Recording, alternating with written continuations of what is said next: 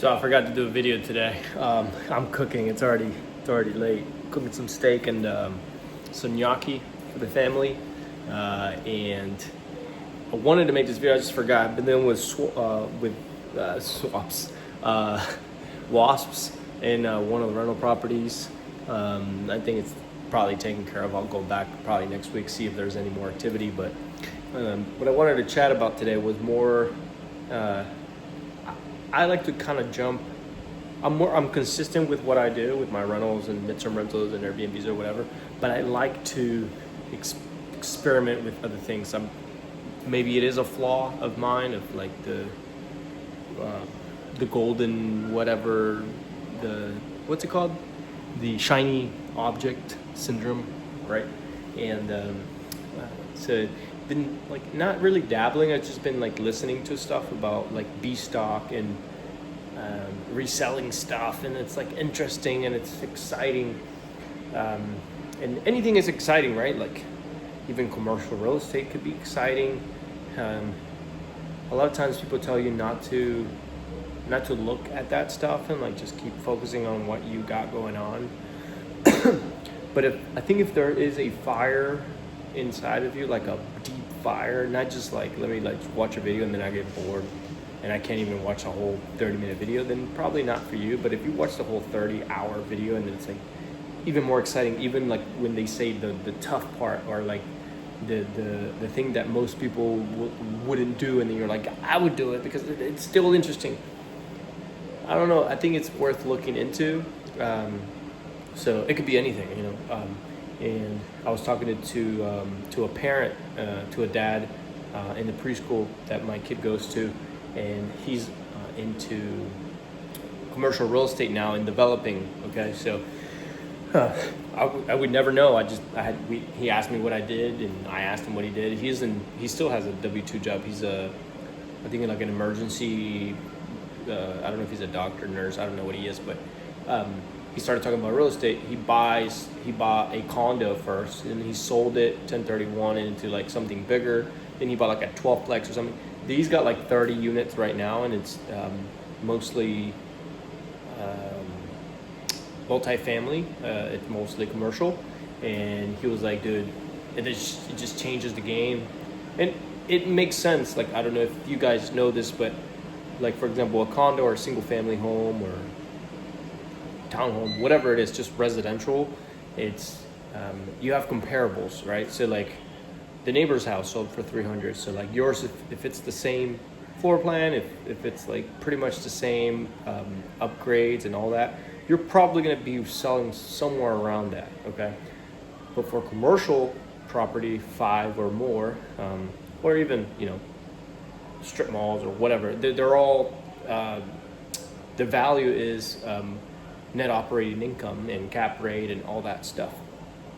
I don't fully understand all of it, pretty much. I mean, but I'm not in commercial real estate, but it is super interesting that whatever you put in is what you get out. Because let's put it as an example, his 12plex, and he was kind of telling me what kind of happened. So like, if depending on the cap rate, like that's the cap rate is like kind of like the return on your money without any debt, like any mortgage, right?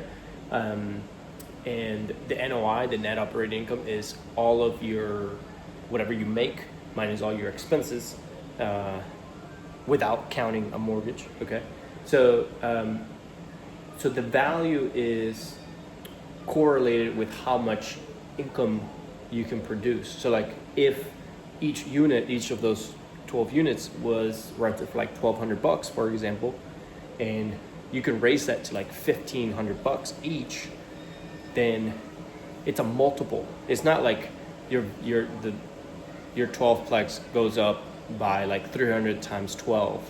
It goes up by a lot. It's probably like a couple $100,000 in value, and that's super interesting because like, if you can paint it, if you can do some landscaping or whatever, you can never beat.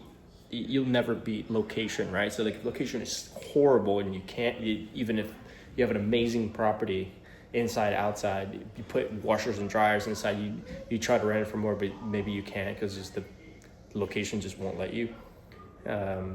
Then obviously you need to look at the location first. But if you can see something that's like not upgraded and other things are selling or renting, for a lot more. Let's say if you're at 1,200, things are renting for like 2,000, but yours is like bad, it's old, whatever.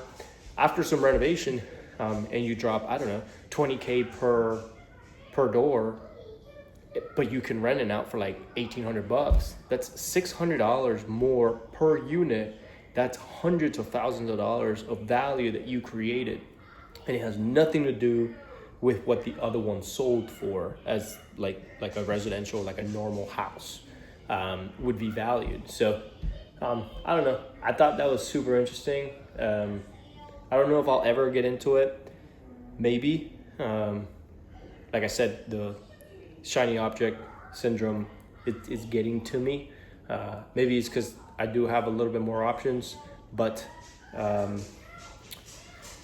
yeah, I don't know. The commercial side is very interesting. The other thing he says, it has to kind of be off market. Whenever it's on market, it's kind of tough because a lot of people have already seen it, and the numbers just don't really make sense. Or, I mean, sometimes they might, but if he's saying like the bread and butter is off market or like driving for dollars, basically, because he went to go see a 6-plex that was on the market. And that's when he saw that 12-plex that he bought. But it was off market. He just got the guy's number and he called him and said, hey, whenever you want to sell, let me know because I'm interested. And he was interested in selling. And then they worked out numbers and it worked for him. And the rest is history. He's probably going to make a crap ton of money. He did already refied once. And when you refi, there's no tax penalty because there's no taxes on a refi. So there's only taxes if you sell, but if you but he's smart enough where he would probably 1031 into something even bigger if he wanted to. Kind of contradicts the whole Coach Carson, pay off some stuff, get a base, then whatever. But maybe it would be cool later on, like if you have a base and you paid off a couple properties, or 35, 40 or whatever, and then after you can kind of start dabbling with commercial real estate. And hold on one second. But yeah, I don't know. Let me know what you think. Let me know maybe you're already into commercial real estate, and I can maybe learn from you, and maybe you can learn from me the residential and midterm and Airbnb stuff. Some people are doing commercial and doing midterm rentals and short-term rentals. So they're grabbing a 12-plex or an 8-plex and they're doing all Airbnbs. I don't know if it's a good idea or not. I've never tried it. I know that with Section 8, I know a couple buddies that were doing it. They're like, it's not a good idea. But maybe it's just their experience. So there's so many different ways. What I'm trying to say is so many different ways of making money, and